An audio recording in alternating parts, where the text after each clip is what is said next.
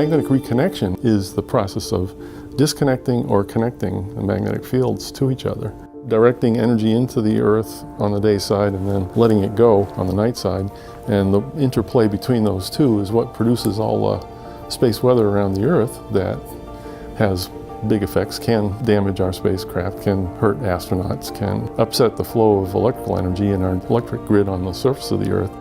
MMS is a mission with 4 spacecraft that are traveling in formation in an orbit that takes them out into 2 special places near the Earth, one upstream toward the Sun, one downstream away from the Sun.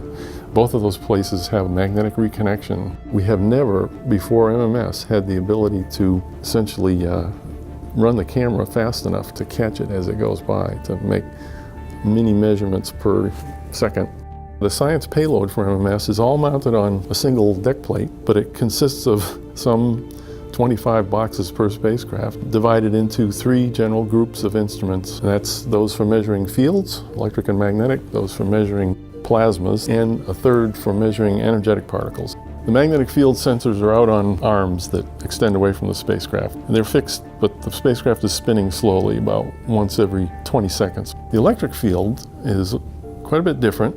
It consists of 4 wires that extend out away from the spacecraft with a ball on the end of each of them that actually contacts the plasma. All 4 of those are spinning around with the spacecraft at this 20-second period.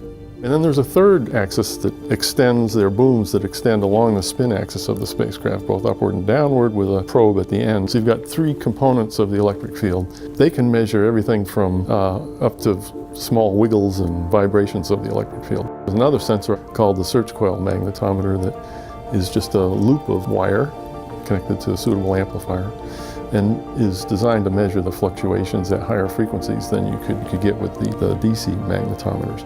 For the plasmas, there are 8 boxes, 2 boxes at each of the 4 points of the compass on the spacecraft.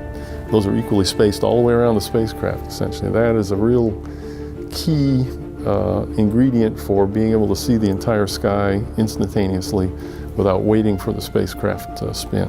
Then there's also a hot plasma composition analyzer, 1 per spacecraft. It has a sensor head that looks all around in a 360-degree annulus, sticks out the side of the spacecraft and sweeps out the whole sky twice per spin. It measures the chemical species of the particles.